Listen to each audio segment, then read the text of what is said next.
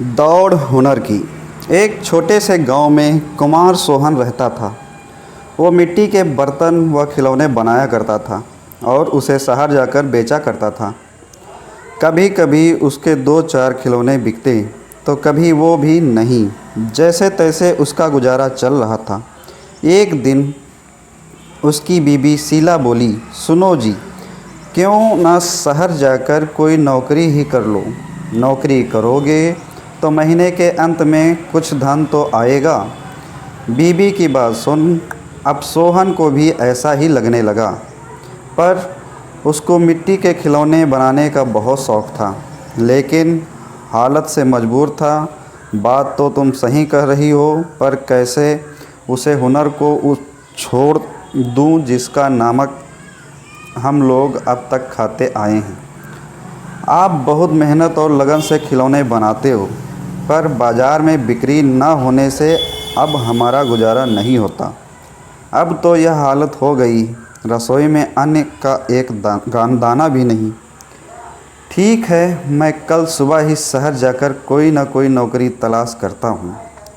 अगले दिन वो शहर के लिए रवाना हो गया और एक व्यापारी के पास वह नौकरी करने के लगा।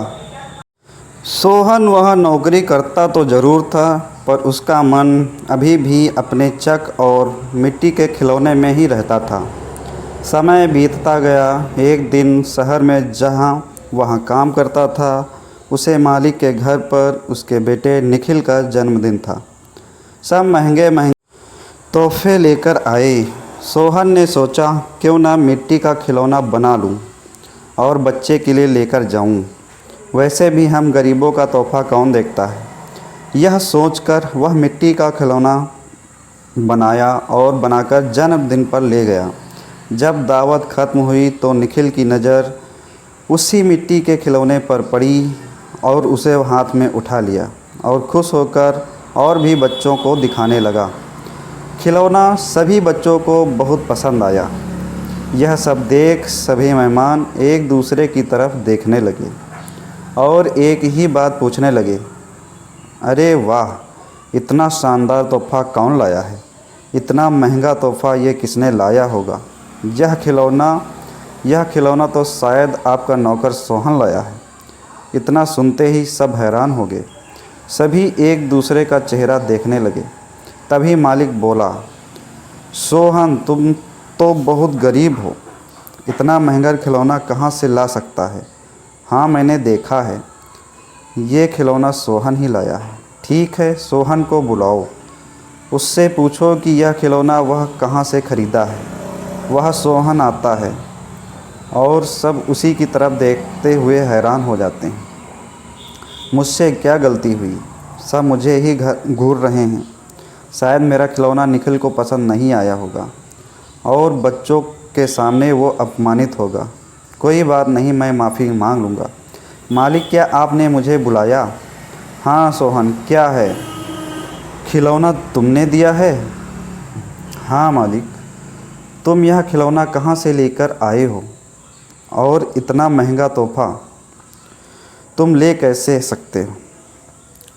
सोहन मन ही मन खुश होता है और मुस्कुराते हुए बोलता है, कोई महंगा तोहफ़ा नहीं है, यह मैंने खुद बनाया है।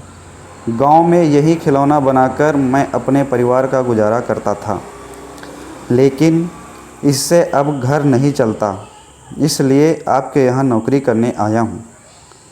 अरे वाह, तुम क्या अभी यह खिलौना बना सकते हो और सभी बच्चों को तुम्हारा खिलौना पसंद आया है। इन्हें भी ऐसा ही खिलौना चाहिए।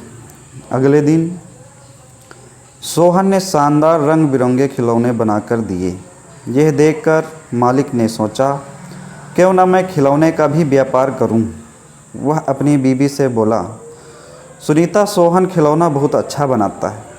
उसे खिलौना बनवाकर शहर में उसका भी व्यापार कर लें।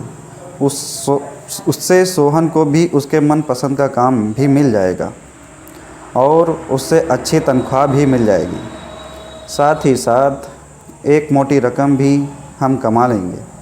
यह तो अच्छा विचार है जी। यह सोच मालिक ने सोहन को खिलौना बनाने के काम पर लगा दिया। और बदले में हर महीने अच्छी खासी तनख्वाह देने लगा और रहने को घर भी दिया। यह सब पाकर सोहन और उसका परिवार बहुत खुश हो गया और सोहन को उसके मनपसंद का काम भी मिल गया। दोनों हंसी खुशी रहने लगे। तो दोस्तों, कैसी लगी आज की कहानी पसंद आई है तो कमेंट बॉक्स में लिखकर ज़रूर बताएं आप लोगों को कैसी कहानी लगी। और चैनल को अभी तक सब्सक्राइब नहीं किए हैं तो चैनल को सब्सक्राइब ज़रूर करिएगा। मिलते हैं अगली कहानी में, तब तक के लिए नमस्कार।